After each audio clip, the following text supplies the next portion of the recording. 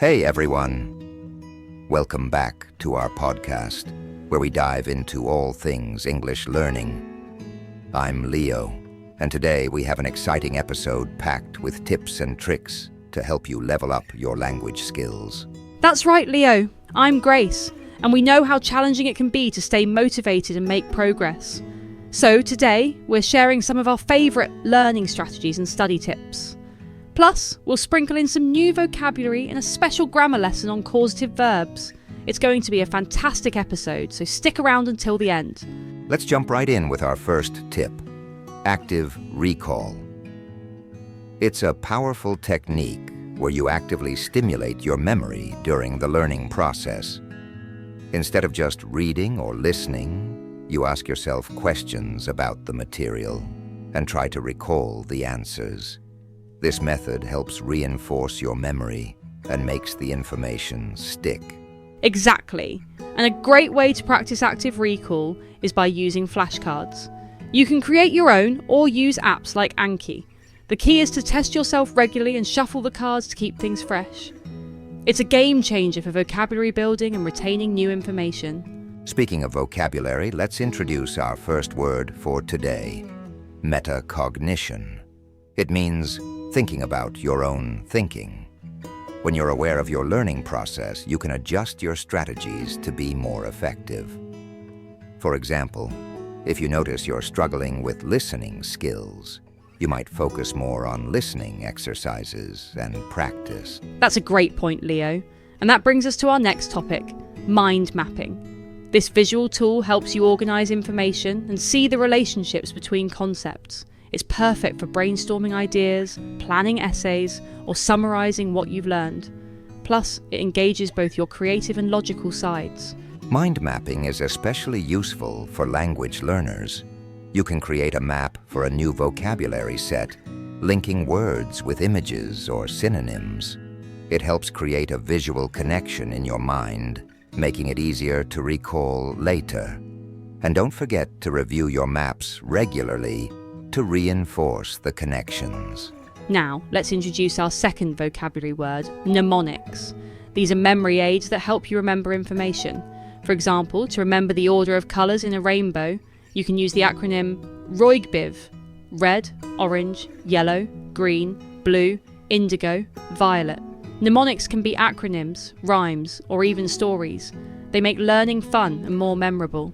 Moving on, let's talk about causative verbs. This grammar point is all about expressing that someone or something causes someone else to do something. For example, in the sentence, "I had my car washed," the causative verb had indicates that you arranged for someone else to wash your car. Another example is, "She got her hair cut," where got shows that she arranged for the haircut. Causative verbs are super useful in everyday conversation.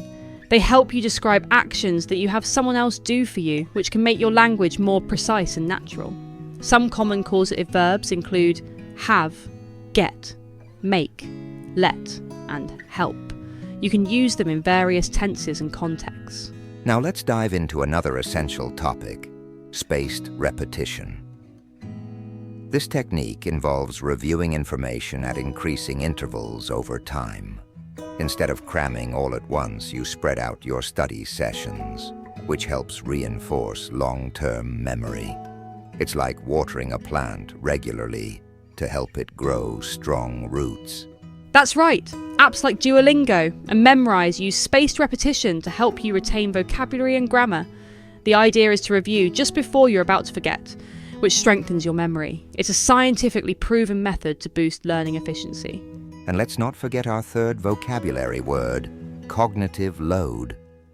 This refers to the amount of mental effort being used in the working memory. When learning a new language, it's essential to manage your cognitive load by breaking down complex tasks into smaller, manageable parts. This helps prevent overwhelm and makes learning more sustainable. One great way to manage cognitive load is through chunking, our fourth vocabulary word. Chunking involves grouping information into larger, meaningful units. For example, Instead of memorising a long list of individual words, you can learn them in phrases or sentences. This method reduces the amount of information your brain has to process at once. Chunking is particularly useful when learning new grammar structures or idiomatic expressions. By practicing them in context, you get a better feel for how they're used and can remember them more easily. It's like assembling pieces of a puzzle to see the bigger picture. Let's move on to our next strategy: goal setting. Setting clear, achievable goals is crucial for staying motivated and tracking your progress. Whether it's mastering a certain number of vocabulary words or improving your pronunciation, having a target gives you a sense of direction and purpose. And our final vocabulary word for today is self-efficacy. This refers to your belief in your ability to succeed in specific situations. When you set goals and achieve them, it boosts your self-efficacy, making you more confident in your learning abilities. It's a positive cycle that fuels continuous improvement. Exactly, Leo. And remember, it's important to celebrate your achievements no matter how small they may seem. Recognising your progress keeps you motivated and reminds you that you're on the right track. Whether it's acing a vocabulary quiz or having a conversation with a native speaker, every milestone counts. Absolutely. And before we wrap up, let's talk about the importance of reflection in your learning journey. Taking time to reflect on what you've learned and how you've learned it can provide valuable insights. It helps you identify what's working and what might need adjustment. Reflection also allows you to appreciate your growth and set new goals. Reflection can be as simple as journaling about your language, learning experiences, or discussing them with a friend or tutor. It's a way to pause and take stock of your progress, making sure you're continually moving forward. And there you have it, our comprehensive guide to learning strategies and study tips. We've covered everything from active recall and mnemonics to spaced repetition and goal setting. Plus, we've explored the world of causative verbs and introduced some new vocabulary along the way. We hope these tips inspire you to take your English learning to the next level. Remember, everyone learns differently, so experiment with these strategies and find what works best for you. And most importantly, enjoy the journey. Thank you for joining us today. If you found this episode helpful, don't forget to like, comment, and subscribe. Share your favorite learning strategies in the comments. We'd love to hear from you.